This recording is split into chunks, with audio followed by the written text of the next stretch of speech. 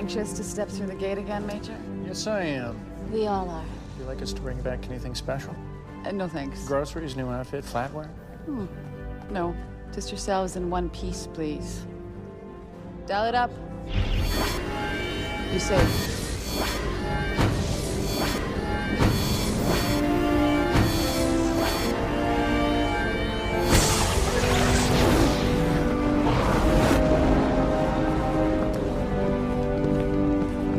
Welcome to the Jumping Puddles podcast.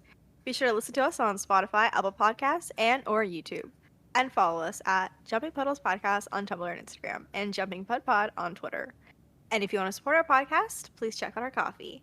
I'm Sam, and with me are my fellow co-hosts, Tor and Ash. Hey.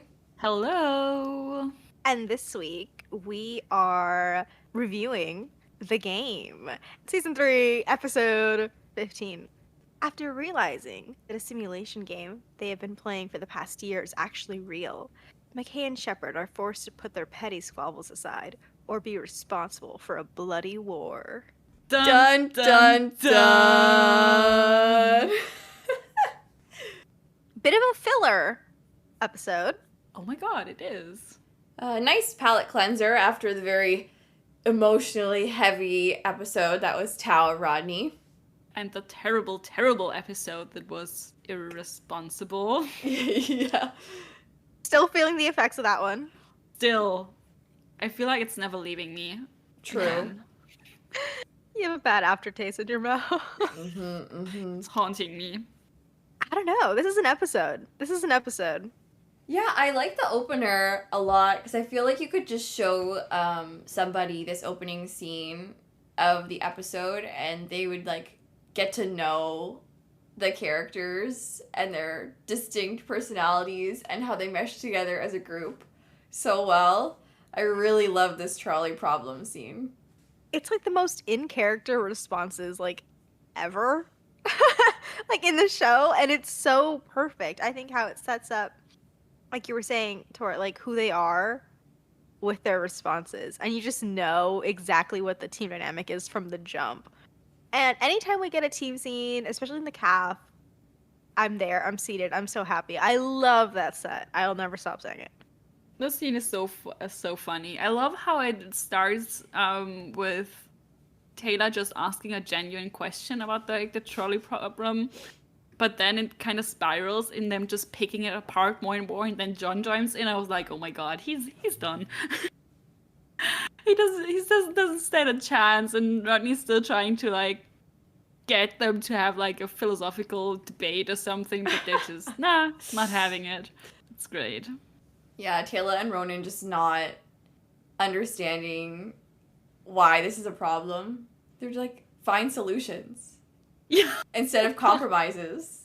Exactly. But I also kind of love that, like, it shows, I don't know, we get so much of Rodney being, like, the guy in charge with, like, the science team. It's sort of, like, him bullying, like, his little underlings. But I love that, like, within the team dynamic, he's kind of the one that, like, gets bullied. But he's the one that's, like, most likely to get teased by the rest of them. Affectionate teasing, but I find it's just such an interesting change and switch up. It's good. He needs the humbling. He needs the balance of, like, the humbling.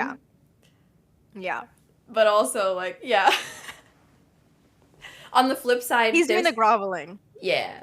But on the flip side, there's, like, the shared responsibility instead of, like, with the science crew. He probably feels like everything's always on his shoulders. Maybe not so much he's in charge. with Selenka, but everybody else kind of, yeah.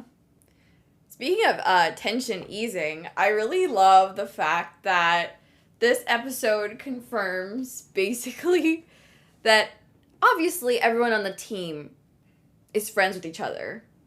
Like, that's clear. But the fact that Rodney and John, like, it's confirmed, voluntarily spend time with each other outside of work, like, at night, or, like, when they're not busy with missions or whatever, is really nice. It's just nice to, like, see and hear about. Like, we get the little flashback of them playing video games. And, yeah, so it's nice to see, like, what they have in common and what they like to do together. Because we know, like, John plays sports or runs with Ronan. Like, everyone has their, like, thing that they do together. So Definitely like a great like mcshep, obviously focused episode. I mean, there's so much I feel like with them. I had such a blast. Like again, their humor and like the way they can kind of like bounce off each other, just not just them as characters, but them as like actors, is like so unique and so much fun. Like there was some really funny moments that I feel like were just so good just because of Joe and David's ability to be both like comedic and also like I don't want to say regretful, but like uncomfortable with the situation because they weren't regretful, let's be honest. Um and so I think one in particular is when skipping a little bit ahead when the team is in the puddle jumper and they're traveling to the planet and Rodney's explaining how he named his country after this girl and John goes, "The girl that you stalked?" And Rodney's like, "No, I literally dated her twice." And John is not believing that. And then he says that she was blonde. And I'm not even kidding you. I guess, me or Tor, or Ash, someone's gonna gif it.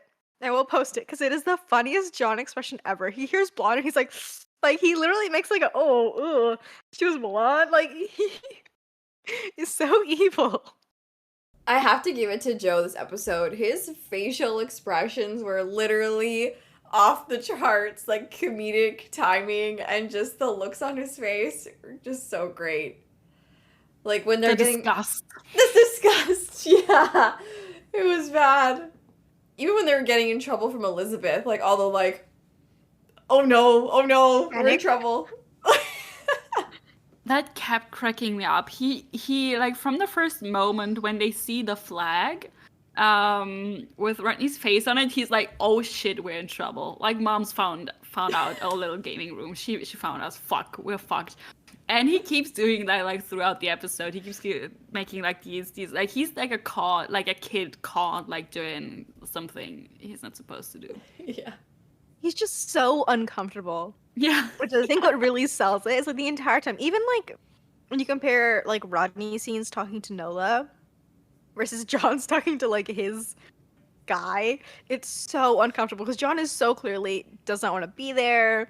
He is like, and it's so interesting how he did not push himself up at like Rodney did, right? Like Rodney like put fucking pictures of his face all over his town, and John was like they do not know what I look like. I'm just a guy who was like, "Hey yo, bulk up your military," and they're like, "Hey," like, and it just speaks to like who they are as characters for sure. But I think it was just so funny how uncomfortable John was the entire time, and I think this is a lot about him as a character that he did not want to be seen as the Oracle, or he wasn't trying to, he wasn't self-aggrandizing. He was just telling them what to do.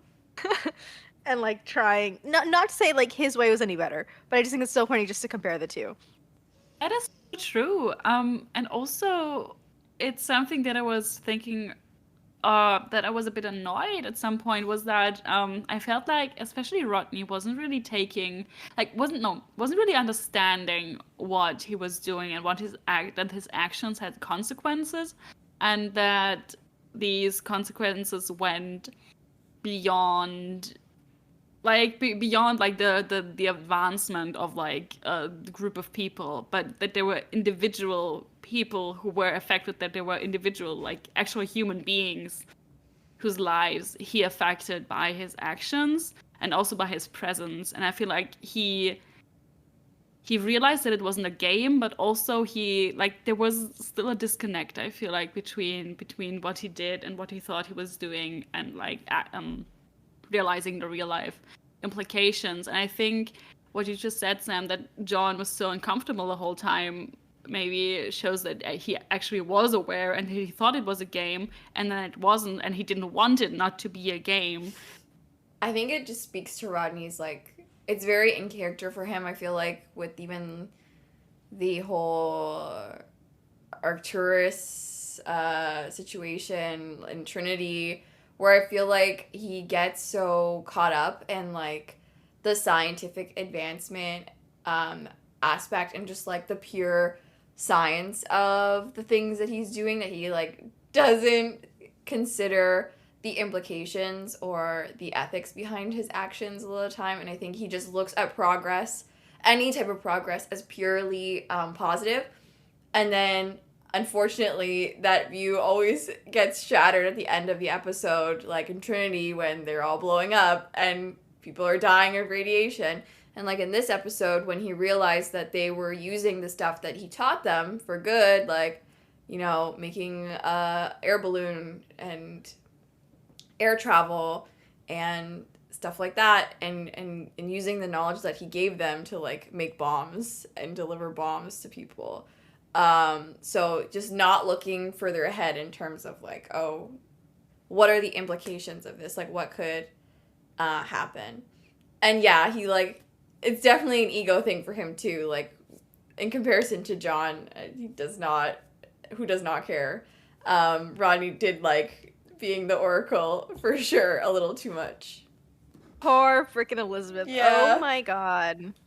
I love her so much this episode. I feel like we finally got to see her like do something, and not just because she was sort of like policing mcshep around and like scolding them, but I love seeing her like actually like sit down with the two leaders of the respective countries and like negotiating or trying to negotiate. I thought that was really fun to finally see her use her skills.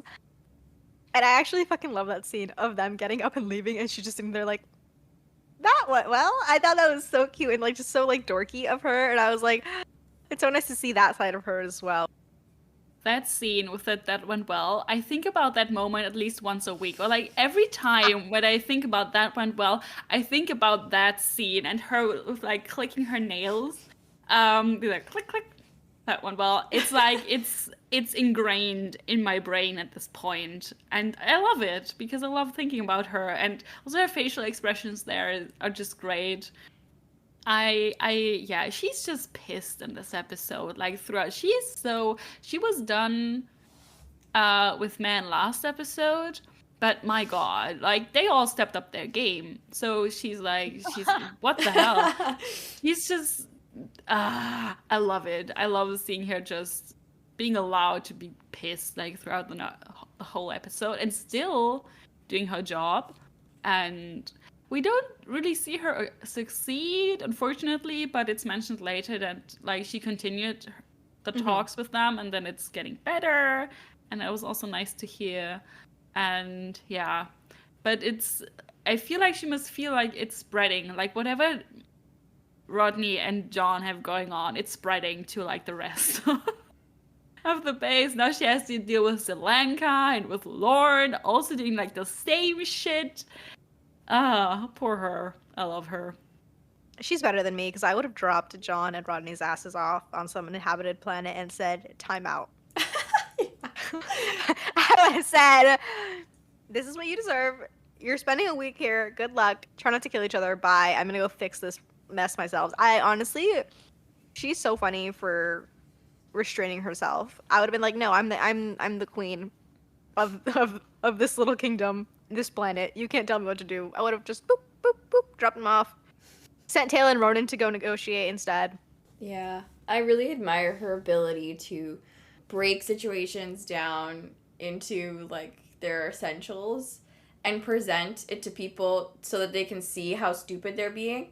Like, she did it so perfectly with mcshep this episode. Like, she was like, guys, if you guys are friends who have no real stake in these countries and you can't agree, how can we possibly get these people who have always been enemies to agree? So, like, her just really shoving in their faces, like, how idiotic and childish and petty they were being was just such a beautiful moment. Like, I relished in her opportunity to finally say the quiet part out loud in that episode. She's basically teaching two toddlers is what it was. She literally, she channels her like kindergarten teacher this episode for sure.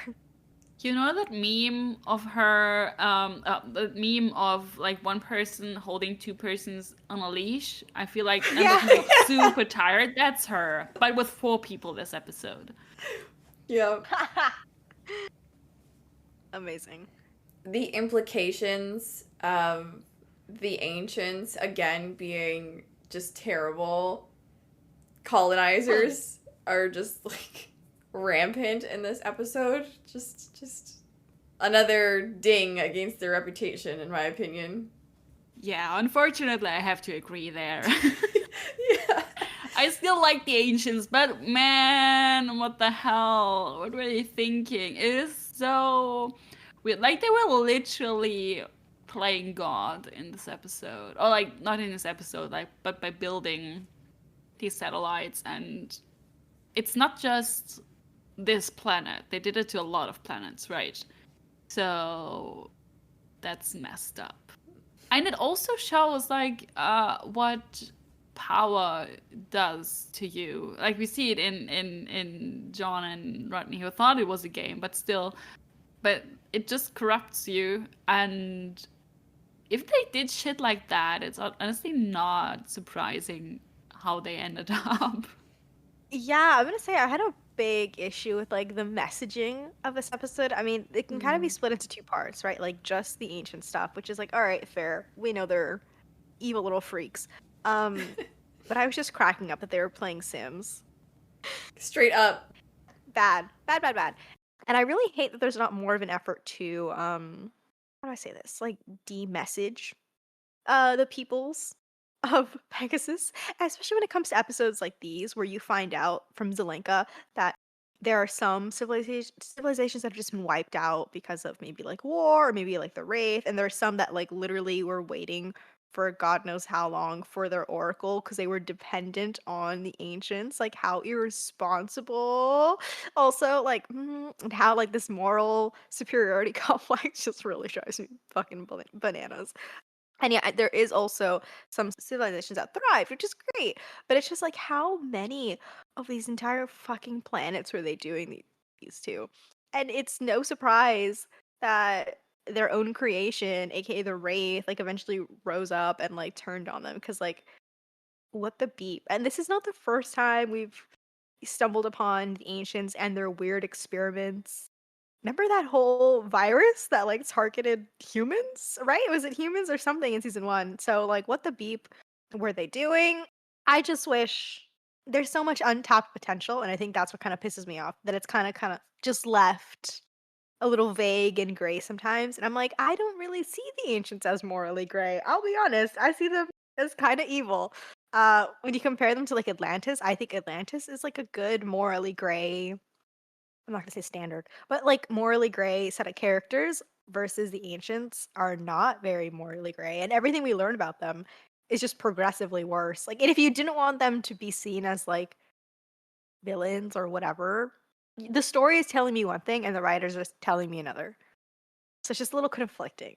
Yeah, I agree. We've been constantly told through the characters or through some characters that what the ancients did was good. Or they talk about this great civilization, right? And I think people get hung up on that and think that great civilizations equals good people, which is not the truth, which we see again and again and again in numerous examples. And also, what I was wondering, if the game is kind of like the game in quotation marks. I wonder if this situation with the game was something that led to their the ancients making up the rule that they're not supposed to interfere with humans anymore, because after they ascended, because it's kind of the same situations that they do have the power to interfere with like lowly human life, but they don't because they're afraid of what it will do. And the game is kind of similar, but on a little bit like low tech kind of. So I wonder if there's a connection. Yeah, that's really interesting. I never connected those two, but that it could be the case. Seriously, I also feel like maybe, yeah, when their shit got fucking rocked by the Wraith, maybe they were like, "Oh fuck, we were bad. Let's ascend and leave all of our problems behind." But now we'll be like, this time we won't interfere, but we'll be in a place that's safe from the Wraith. Everyone else won't be, but we'll be okay. And this time we won't help. because we learned our lesson. But yeah, we're they all kind safe. yeah, they kind of like they learned the lesson, but also they didn't because the situation then was different. Like they just shed off all responsibility, It's just I like guess. typical post 9/11 narrative in media where like you have these people go into a situation, fuck it all up for like another country or like another civilization, and then just leave and be like, well, we were making things worse, I guess, so we're just gonna leave the situation now. And then meanwhile, they left the situation worse and take no responsibility for their actions. So, yeah. And we can cut this out, but like, this is why the ending of Atlantis pisses me off so bad, because I feel like they do the same thing as the ancients. They come to Atlantis, wake up the Wraith, and then leave, go back to the Milky Way galaxy, and then just don't, like, we don't know if they go back. We don't know if they go and help and try and fix their problems. They just, like, it's just bad. It's just bad. It's just not good all around. See, but low-key, no, it's bad. I agree, so bad. But I think it would be such an interesting, like, parallel where it's like the Atlantis team is falling into the same traps True. as the ancients. True. That is such an interesting way to take it. They didn't mean it that way at all. The writers were thinking, yeah, whatever the fuck they were thinking. They don't mean it like that. But I think it's interesting if you sort of compare and contrast the parallels and how the Atlantis team think they're doing better than the ancients and they think they're doing things right, and yet in the end they still repeat their same mistakes because they are descendants of the ancients. They never learned their lesson. I kind of fucking love that. But again, bad ending. Horrible ending. I'm just reading into it way too much. But yeah. Please, that's what we're here for. Welcome to Cornplate Central. Which kind of leads me into my second point with I don't like the messaging of this episode. I really, really hate that it never really seems to click in John and Rodney's head that what they were doing was wrong, regardless of their intentions. I fucking hate that scene of Rodney talking to Nola when she's in Atlantis and he's telling her, like, oh, but I swear, like, we had good intentions. We just wanted to make you into a modern society, and calling them primitive. I'm sorry. What? That was the most colonizer shit I've ever heard in my life, and that was fucking horrifying. And again, we're reading way too much into this, but I think it would be parallel to what the ancients were thinking, most likely. Of course they were thinking, oh, these people are so primitive, we can just fuck around with them and, like, we'll give them this info, and then eventually in, like, 500 years, we'll let them be, like, a modern society. But they'll never get as modern as, you know, the ancients. They'll never get their full capabilities like the ancients. The ancients always have to be one step taller than every civilization. Or else then it becomes a problem. And I hate that the story itself doesn't understand the problem. And I hate the words they were using. And I think hearing that conversation, I was having fun with the episode, and I could still have fun with the episode, but there's a lot about it that just makes me cringe. That makes me real cringe. And especially because I'm kind of, like, learning a lot about, you know, like, colonization in museums. That it's kind of, like, really fresh. And just, like, hearing all this is like, this is bad, guys. Like, this is really bad. Yeah, especially that scene, the worst, terrible, I hate it. And especially when he said primitive, I was fully expecting her to say we're not primitive, but I don't even think she said that. I don't know. I think I just made it up in my mind that she would, like, respond that way, because I feel like sometimes in media when a scene like that happens, maybe that's nowadays, that the people then respond, hey, we're not primitive. Still bad, but that didn't happen. She didn't even, it was just bad. It was terrible. I hated it. Bad. Yeah, and maybe I'm taking it too far by saying this, but I feel like you're right in the sense that I think they sort of blamed it on their player characters' personalities instead of, like, their own personal interference, where they were like, well, if they just got along, like, you know what I mean? That the situation would be fine and like what they did wouldn't be bad because it was only bad because it was those people in that situation. But like if it was anybody else or like a better person, then this wouldn't happen. Instead of like, oh shit, maybe we shouldn't have like done this and meddled in a situation that we had no business meddling in, where these two countries weren't even fighting before they came along. So, yeah. Just no responsibility, no accountability. And if anything, they're just like, okay, yeah, we won't do it again. Sorry, guys. But there wasn't any like, hey, you guys don't have the fucking right to change a civilization regardless of your intentions. Like, leave them alone. Who are you to decide what culture or what civilization is primitive or not? It is like, it's just awful. It was really bad, and I fucking hated that scene specifically. And there was a lot that made me cringe in the episode. Another one was when everyone bowed when they first saw Rodney. Deep breaths, deep breaths. But yeah, I think that one takes the cake. Because I just think you can totally tell this is coming from like white writers, and this is coming from like people who are like totally unaware of what words and intentions. And I'm sure we're more, you know, in today, right?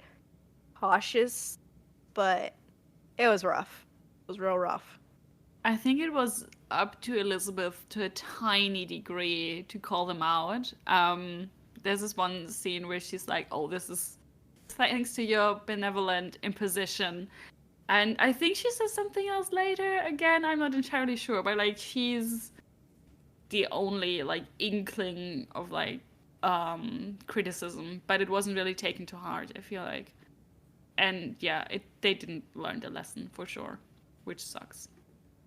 I really wish it had come from like the actual civilization. I wish they had kind of both been like, hey, okay, get the hell out. Like, don't come back. Like, you guys literally created a meaningless war between our two countries just because you guys were arguing, and like, you don't get to come in here and change our traditions. Like, that was crazy when they were, you know, before Geldor was totally fine with citrus, and then Rodney said, no citrus allowed.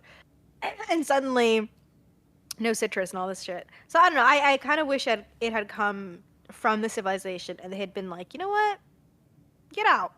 Or I wish they hadn't been so totally okay with the situation. That they've just been manipulated for the past few years. And insulted and being told that they're primitive and that they're going to make them into a modern society. Like, get the fuck out. Get out right now. Yeah, but that's another thing that I think I was missing was like the reflectiveness of the of what was her name? Nola and Baden, that they didn't realize what was happening, and even after they met John and Rodney.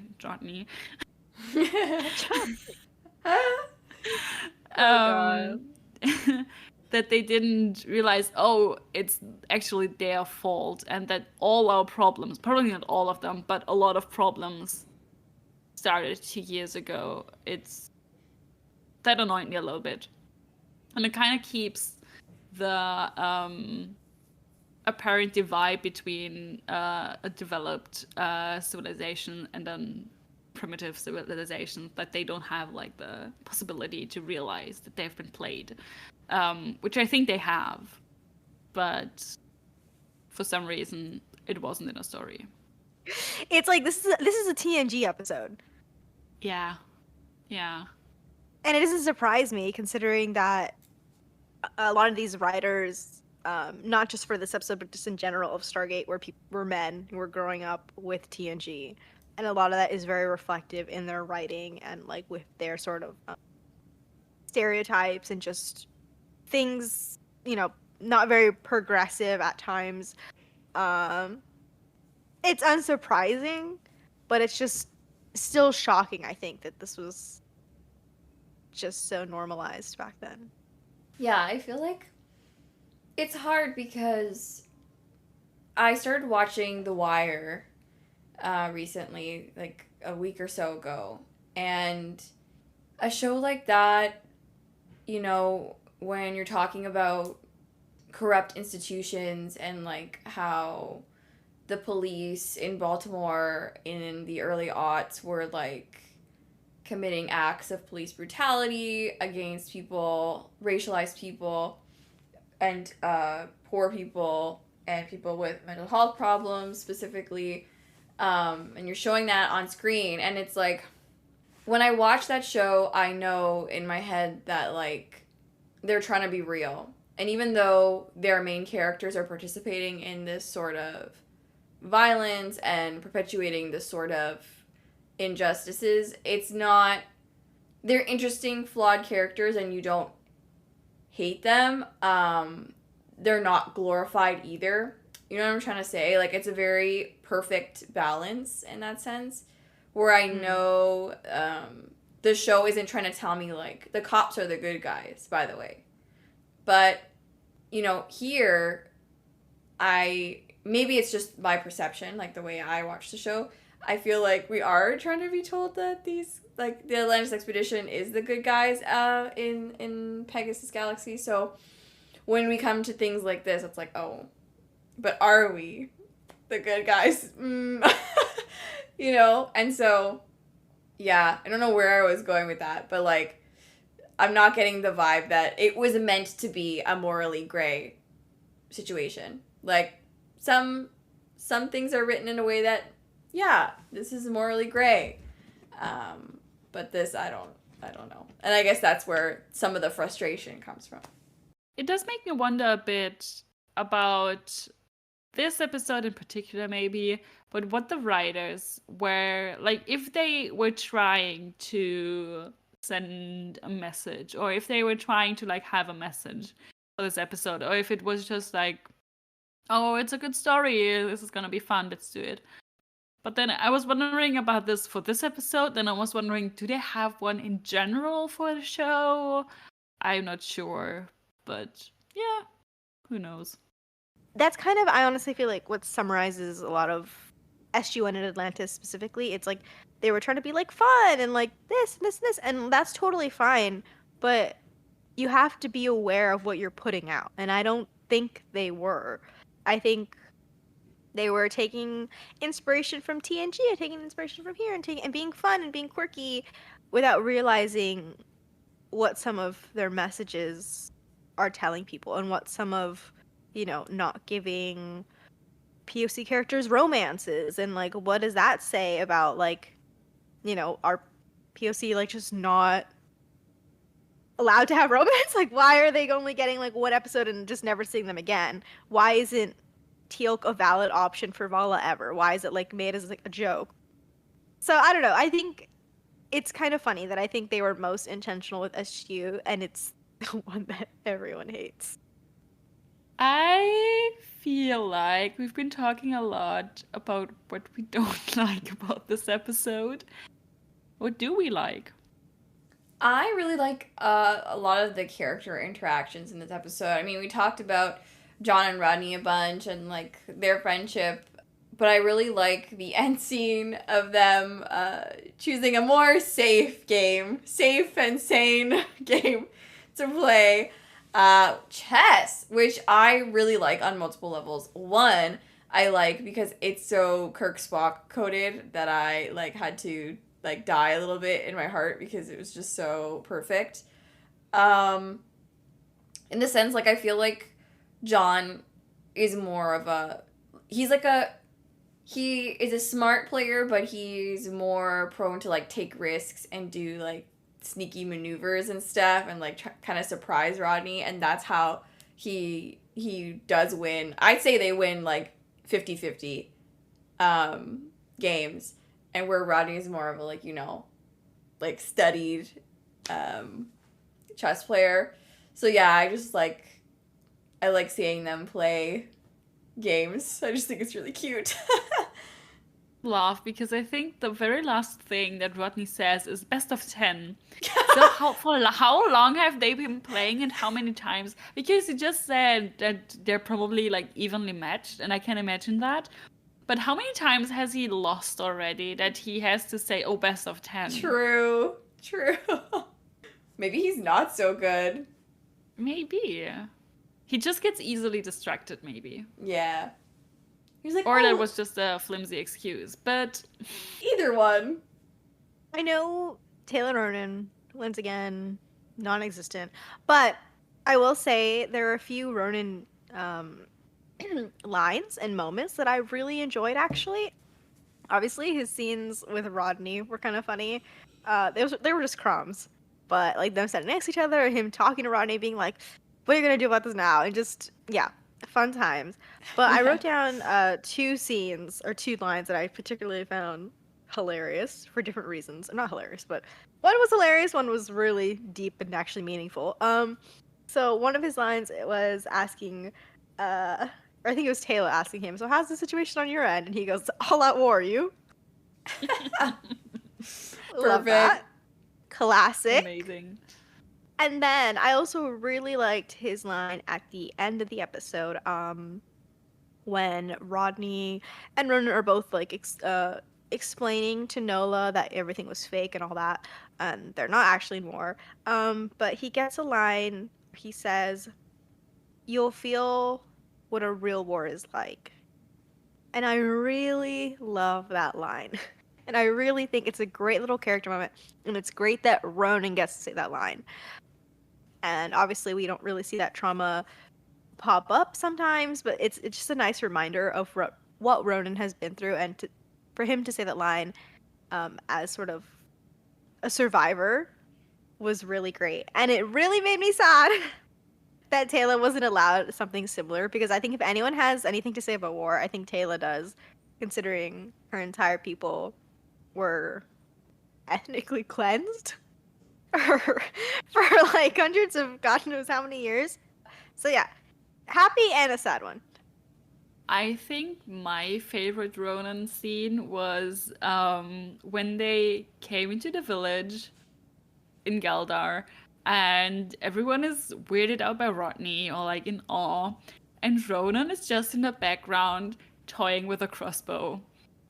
It was like a giant ass crossbow. Like, where the fuck did he get that from? Yeah. Huge! Where did he pick it even up? I have no idea. He was like fumbling, or not fumbling, but like looking at it, checking it out, totally cool. While in the foreground, Rodney was like awkwardly trying to cope with the situation. Can I just say though, I'm so surprised the crossbows exist in Rodney's like fantasy world, because like, True. remember when he got shot in the ass by one? I thought I would have. Oh, I think they'd be banned. Or was it a bow and arrow? I don't remember. no, it was It was, I think it was. yeah. It was a crossbow. Yeah. Yeah, I'm surprised. Yeah, you think he would have banned them, but like outlawed. No one can have crossbows. Maybe he tried to get them to create one that would like avoid specifically his ass. There's a safety feature or something. Yeah. Mm-hmm. Nothing below. Waist. I also really like the scene where Rodney wants encouragement from Ronan. Yeah. He's like, can't you say, like, anything nice? And then he's like, immediately, whatever. And continues on what he was saying. It's just so good. I love the Rodney Ronan crumbs that we get. Yeah, it was so good. And also in that scene, I love that we got a classic. Someone says, "Oh, we're gonna stay right here," and then immediately being beamed away. That's a very SG1 thing to do. But I love that they did it here as well. It was just amazing timing. It was funny. I loved it. Also, it gave us that iconic scene of John pulling Rodney by his tack vest, which I love so much. I just love when the team manhandles Rodney. Like, I wish Taylor kind of got in on it too. Just like pulling and pushing him Allowed to. where they want him to go. Daedalus ex machina. Yeah. I mean, I feel like it hasn't happened in since Echoes, I guess. It's not very long ago. 2 episodes? It's really not. Oops. 3 episodes ago, yeah. Yeah. No, 2, right? No? Doesn't matter. around there. Yeah. I found it so funny though that the daedalus was like actually bombing. Right? They were like, "Oh, we sent a few like well-placed, bombs, just to like add to the effect." But like, guys, they were actually like they weren't. I was thinking, I was like, "How are they simulating like fake bombs?" And they're like, "Oh, no, they were real. They were just like, oh, bomb that patch of grass over there, bomb this place." Like they were actually shooting at the planet. So fucked up. It's pretty bad. Speechless right now. I watched the episode and I saw it, but I don't know. I think I just realized what they actually did there. Because I was thinking, I was like, how? I literally wrote down, I was like, how are they dropping fake bombs? Not bombs, but they're like, how are they shooting like to make the whole place shake and like, ash falling or like dirt falling from the ground or from the ceiling? And they're like, oh yeah, they're real. I was like, oh, anything to convince them, I guess. Committed a bit. Exactly. They took our advice. Also, let's talk about the Zelenka and Lorne. I guess technically it feels like a C plot, but it was technically the B plot. But I'll just drop this little fun fact early because, fun fact, they actually added that after the episode because the episode was way too short. Oh, I'm so glad they did. That's like one of the best parts of the episode. Like, what do you mean they added that afterwards? I love seeing Lauren and Zelenka get sucked in. And I love that initial scene of them being like, Zelenka being like, damn, I wish I could do something. Like, they kind of need our help. And Lauren being like, damn. Well, maybe we should just help. And they're like, And then you cut away to the next scene and they're fully like, well, you didn't send me this. And they're just like yelling and getting all up in arms about it. I loved it so much. And I love how it's just like kind of showing how almost like anyone can kind of get sucked into it if you're not careful. And like that god complex kind of comes about and how they were like just so passionate about it. And Elizabeth just being so done. Yeah. I love the scene with the potato, which is not a potato, and they just going back and forth, and it's like, I wonder, like, did they improvise it? Because it's so random.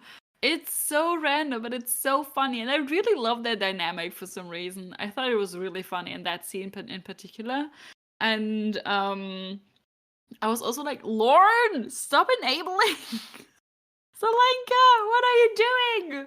But it was really fun. It was really fun. And also, yeah, the things that they were fighting about then later were like baskets and that shit. It was great. It was really, really great. It's crazy they added that later because I think, I guess it kind of makes sense because they are kind of isolated from the rest, and the only other person they interact with is Elizabeth, I believe. But yeah, it just fits really, really well. Also, in context of the last episode, where this is maybe now I'm like stretching it, but when first John's like, "Oh, can I be next?" and like the Ascension machine, and Elizabeth's like, "Oh my God, you too, Zelenka also already," or like Zelenka is also like, "Oh, and then me, please." And this is kind of them, like Lauren and Zelenka following in the footsteps of Rodney and John, which they shouldn't, but it kind of makes me sad that they didn't get teamed up more often, to be honest. I'd like to see that kind of as a comparison. They have good chemistry. Good chemistry. They really do. Does this technically make Rodney McKay this world's Oppenheimer? Yes. I mean, yeah.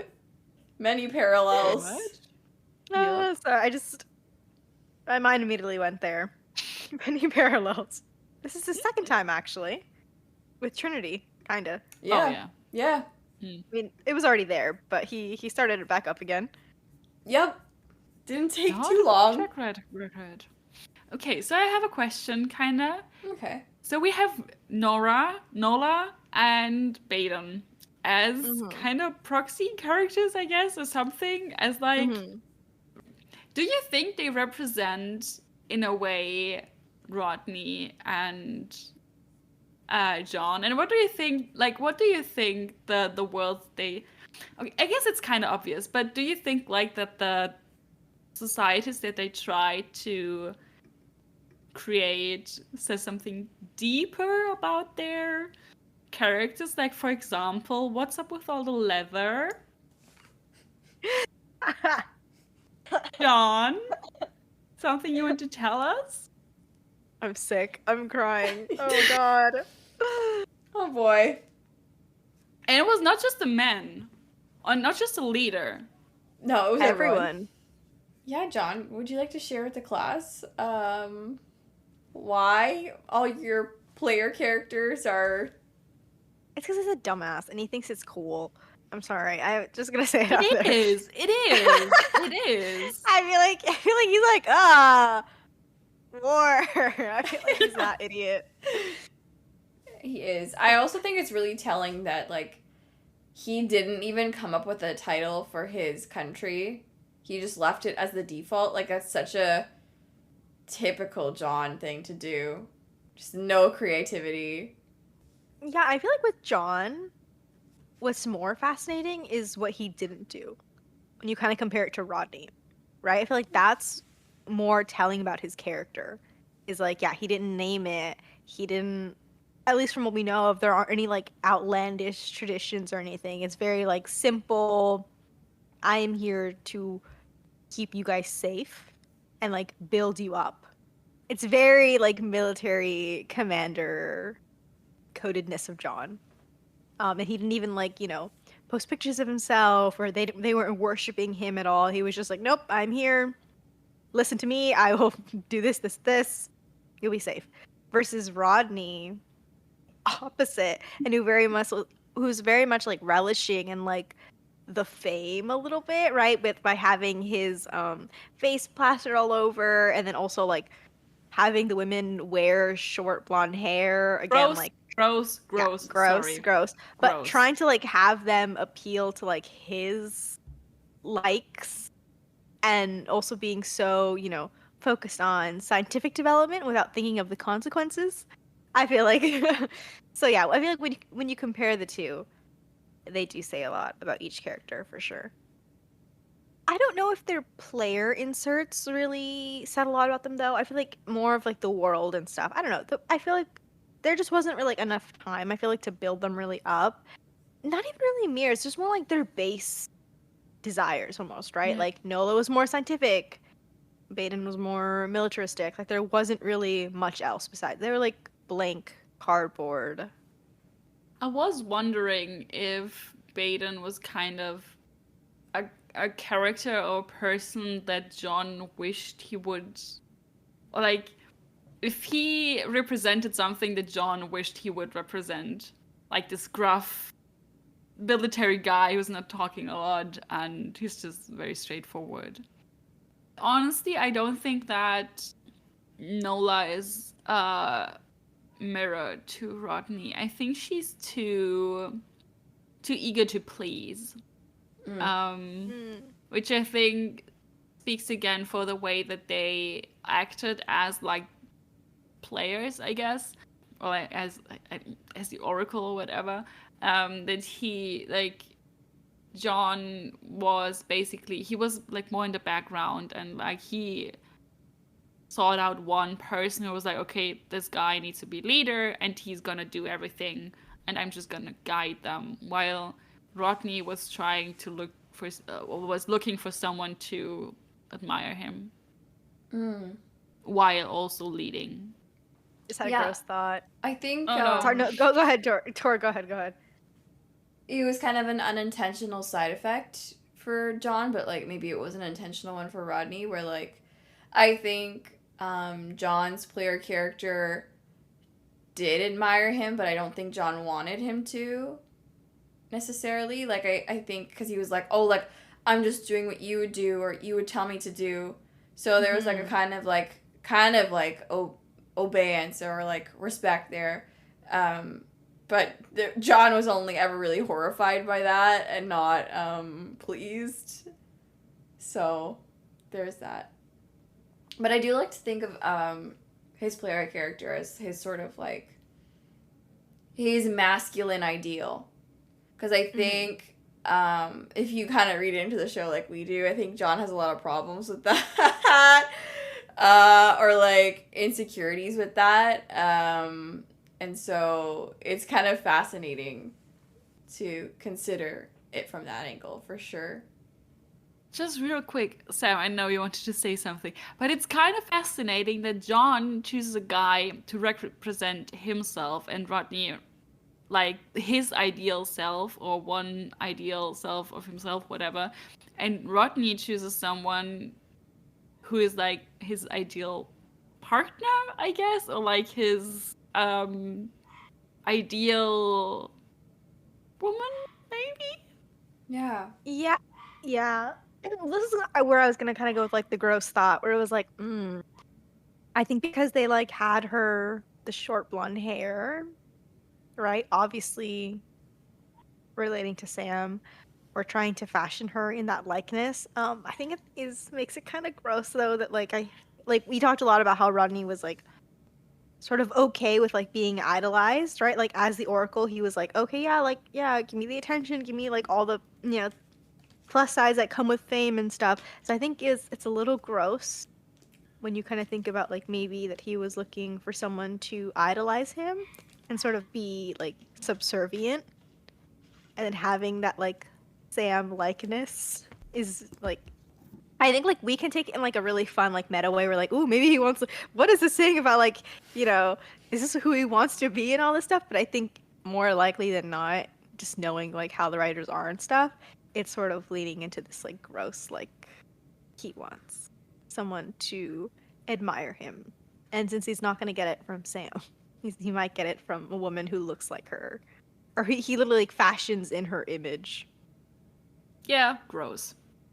Yeah, I mean, I'm gonna give him the benefit of the doubt, and like, they didn't know that they were actual people, and so he was just playing a game kind of thing, and like, I don't really know exactly like how the Oracle works in terms of the game system, but I do think it's interesting.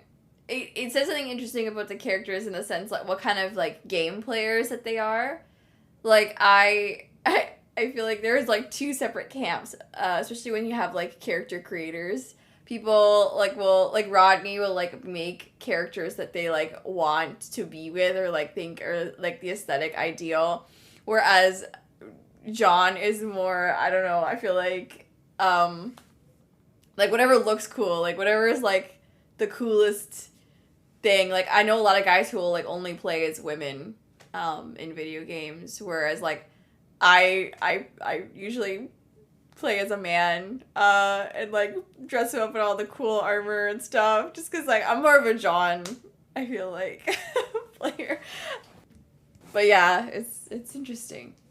Okay, I have a fun question, and then we can like move on because I feel like this is weirdly long, even though we had nothing to talk about.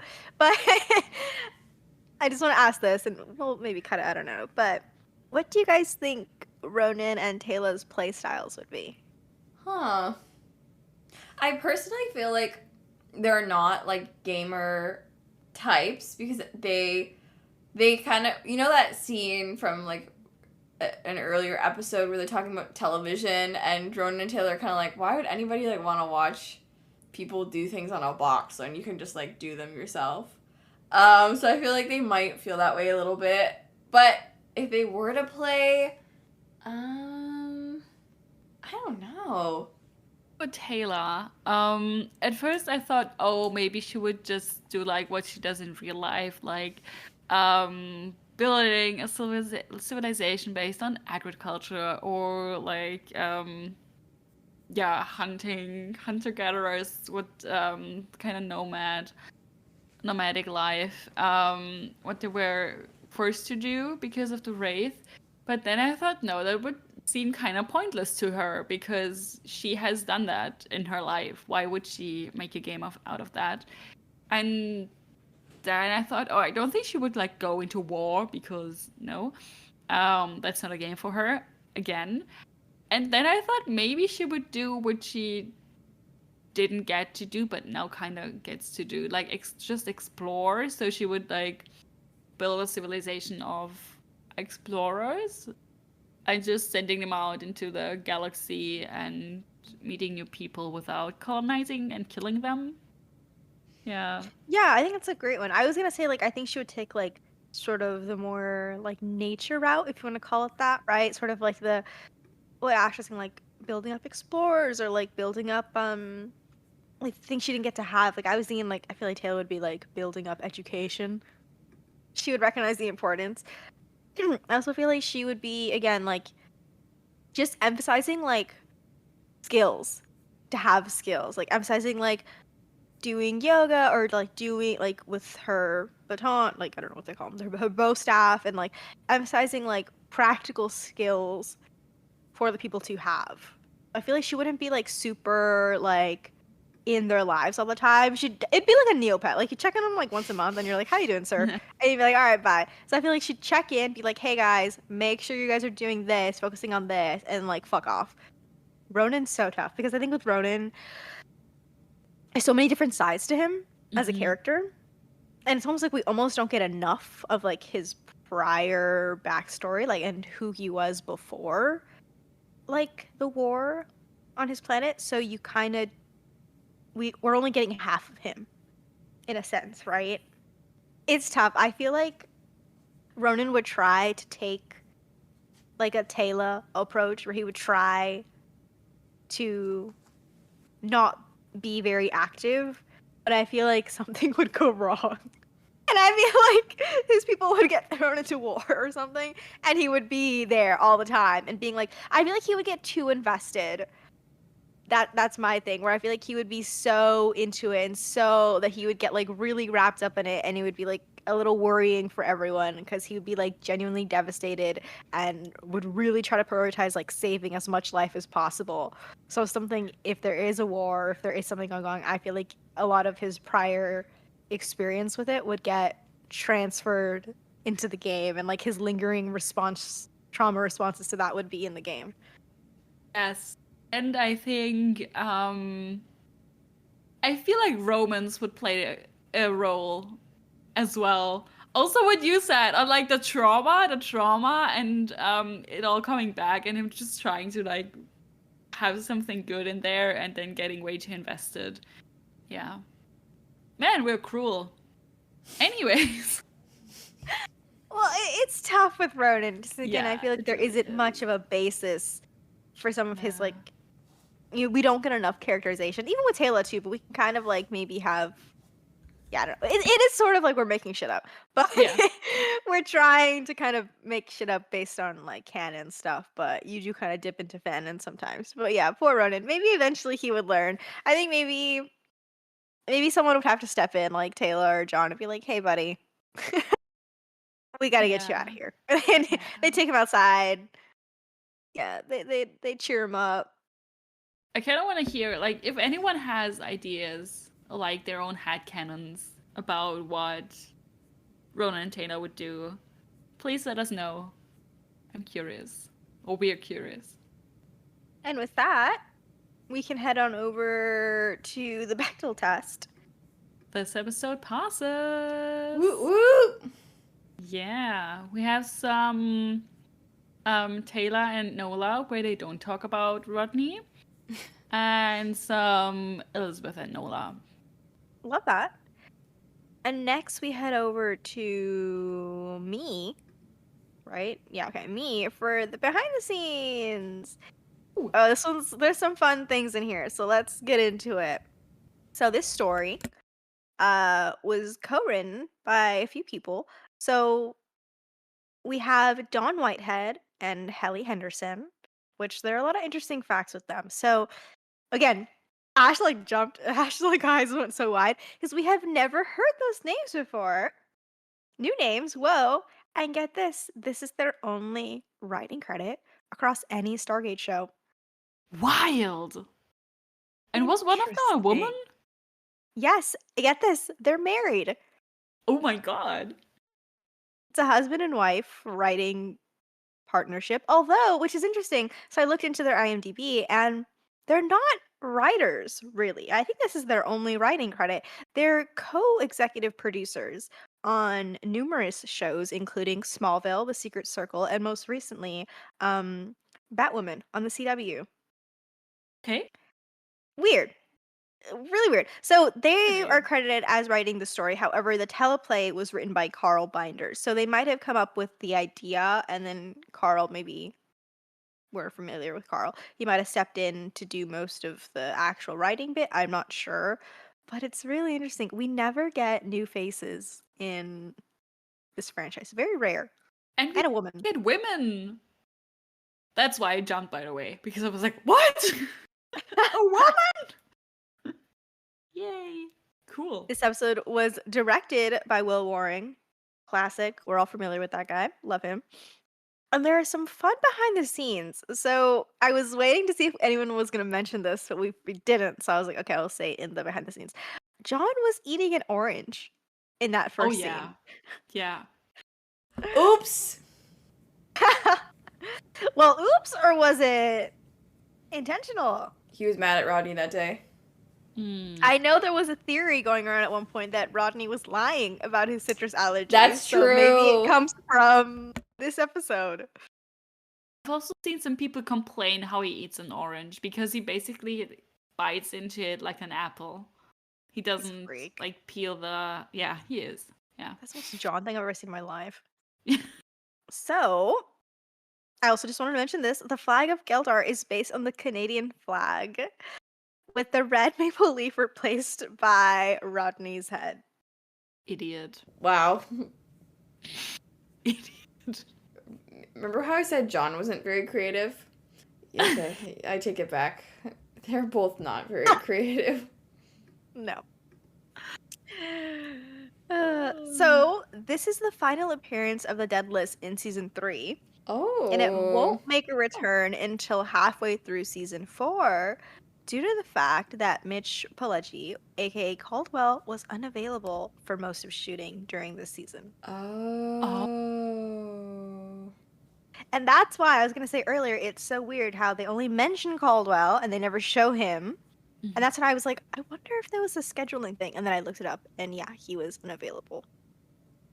Crazy. And another really fascinating thing, I don't know why, this is so funny. One of the villagers in this episode is played by Don Laughman, aka David Hewlett's father-in-law. What? He was a lifelong producer and manager of the Westminster Theatre in London, and he unfortunately passed away in 2012 at the age of 92. Damn. It's a family affair. So fun. Love that he had a little cameo. And I have some behind the scenes from Irresponsible, as well as this episode still, because I went on Reddit really quick to check Mr. Joe Malazzi's page and to see what he had to say, and I found some really interesting things. So I know it's kind of not related to this episode, but I thought they're both really interesting. So obviously he talked a lot about with Irresponsible how it wasn't the right set and all of them were really disappointed and they weren't able to film inside certain rooms and things because the place was literally falling apart and it was like deemed unsafe. So they had to film a lot outside and things like that. But one part that I thought was really interesting was I guess he wasn't, I don't know how often he was on set. Obviously he's more of a writer than the director. But there's a scene in the showdown between Shepard and Kolya, and the rest of the Atlantis gang is standing right behind Shepard. And I'll start quoting him now. And he says, I wasn't on set that day and found it odd that anyone would stand directly behind someone in a potential shootout. But the cast was apparently adamant that their characters would back Shepard up. And he goes on to say, while I appreciate the sentiment, I would have argued that in this particular instant, one would back someone up without literally standing behind them.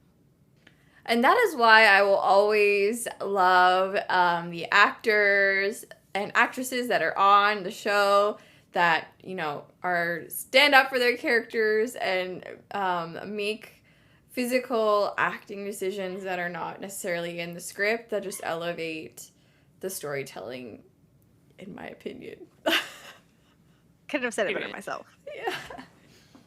Another interesting fact is that after the episode was shot, the actor who plays Kolya wanted some reassurance that his character would be able to come back.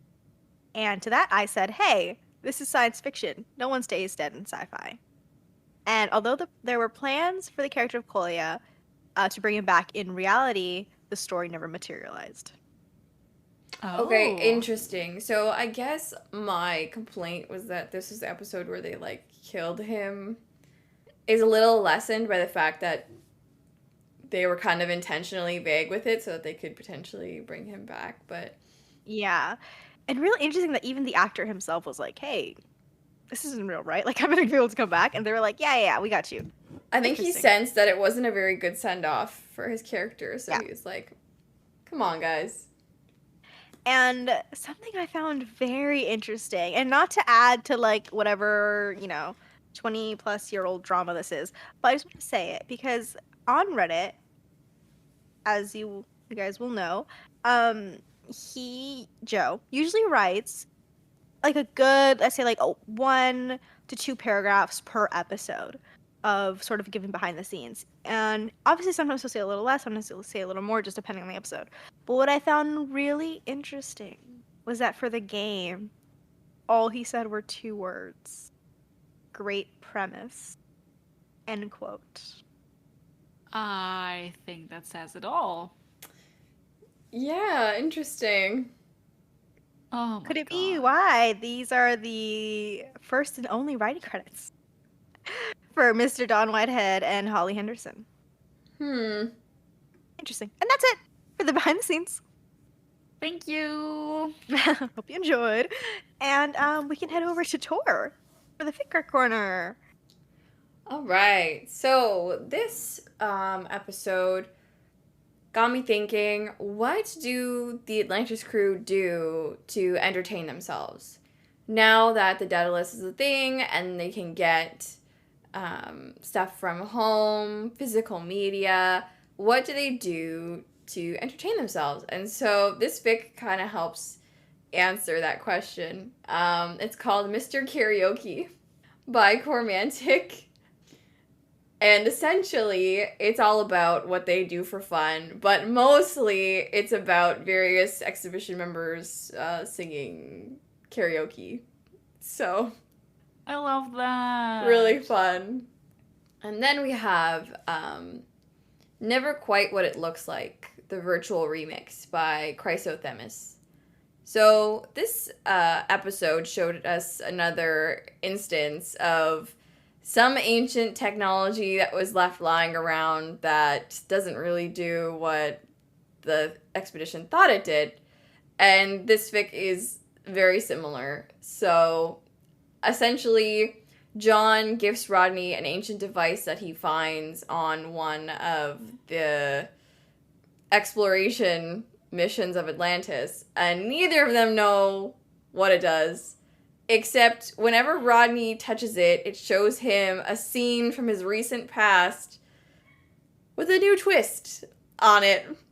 It's a mcshep fic. It's interesting. I really enjoy it. So if you are a mcshepper and you're also like, what freaky ancient devices did the ancients leave behind on Atlantis with no instruction manual, then this is the fic for you. Nice. I love these. And yeah, that's it for me. Okay, lovely. Well, thank you so much. Of course, they'll be linked all down below, so you can give them a read and let us know what you think about them. And so we have 2 polls today as we are catching up with the most recent episodes. So we have a poll from Echoes, and the question was, which of these third spaces would you add to Atlantis? And we had 4 options. We had a pool, a bar/karaoke, a theater, and a garden. And we got definitely won by a landslide. But it's okay, because all of them are really interesting. So we got first place with a bar/karaoke with 42% of the votes. It's just the concept of those characters like singing karaoke drunkenly is so good, and Yes. definitely inspired the fic choice for this week. Love it.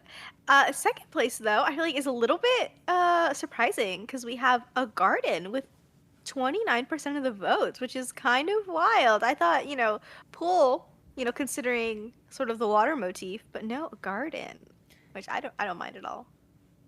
People want to go back to nature. I see. In the steel Atlantis with the dead plants. Yes. A pool got 15%, and in last place, which is not actually that bad, a theater got 14%. So there wasn't much of a difference between third and fourth place, but there was a big jump between fourth and first. And for our next poll, we had which episode is worse? Irresistible or irresponsible? And with 63% of the votes, Irresponsible has been named the worst Lucius Lavin episode.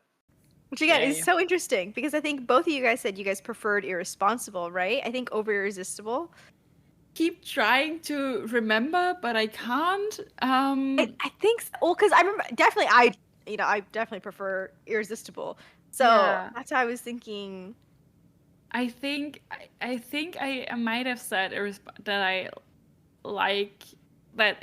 I think Irresistible is worse because it gives me more of a personal ick to see all the characters in. But I definitely see why people dislike Irresponsible more because of I think we also mentioned that you can't just watch Irresponsible, or you can't exclude Irresponsible from like the show of from the plot, because like there's important plot stuff happening, and Irresistible you can just skip it and it will be okay. Doesn't make any difference. Yeah, exactly. Did we get any fun comments? I feel like there must be. Yes. I also got one from Instagram for the last poll, which is Go ahead. unpopular opinion. I love both. Oh!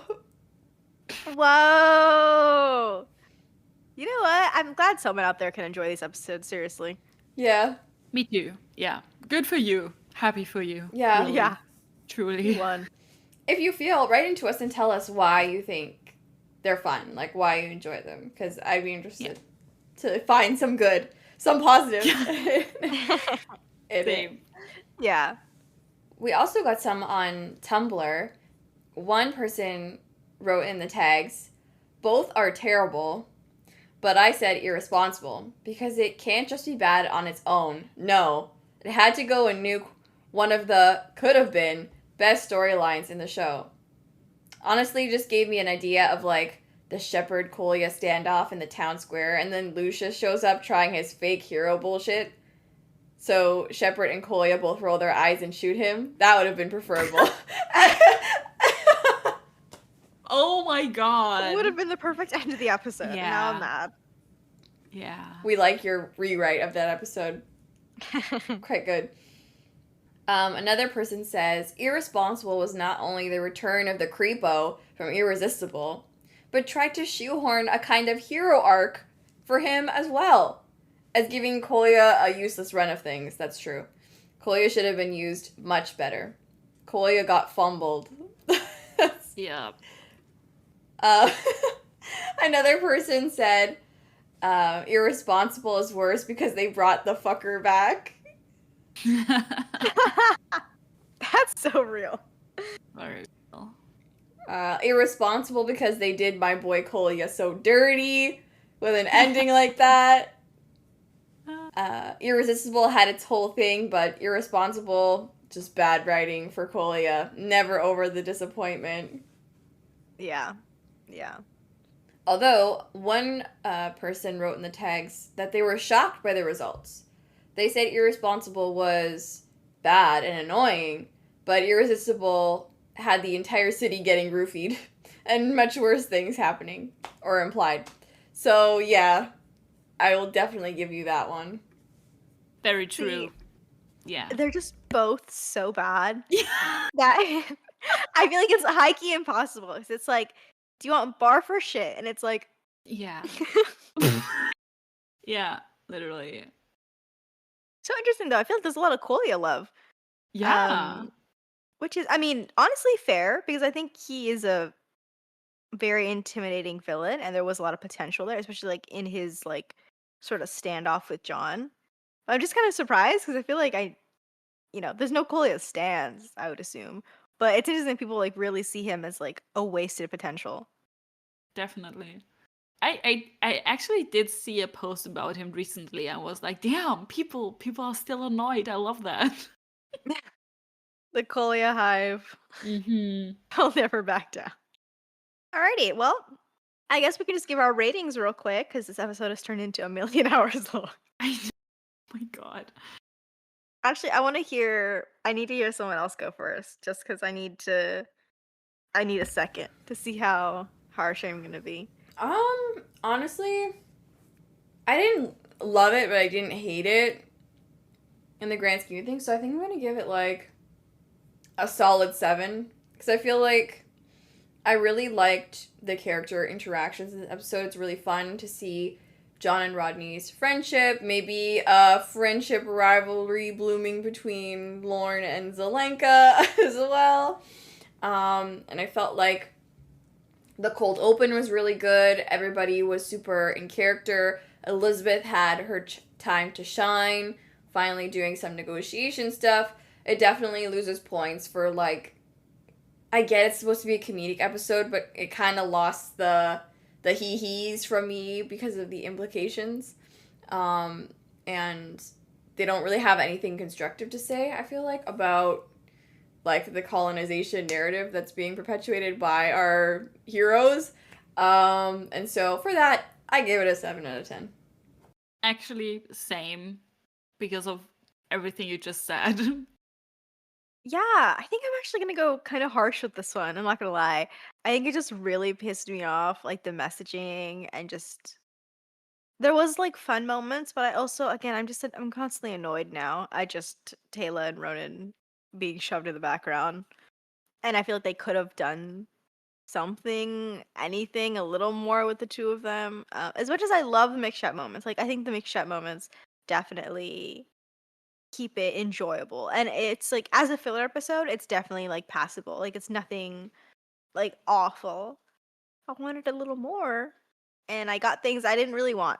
So I think I'm gonna give it I think I'm gonna give it a 5.5. Ooh, damn, that is low. Well, I But feel when like you think about like average, right? If 5 is Yeah. average, Yeah, I don't think it's above average, slightly Yeah. above average. yeah. Mm-hmm. Right, yeah.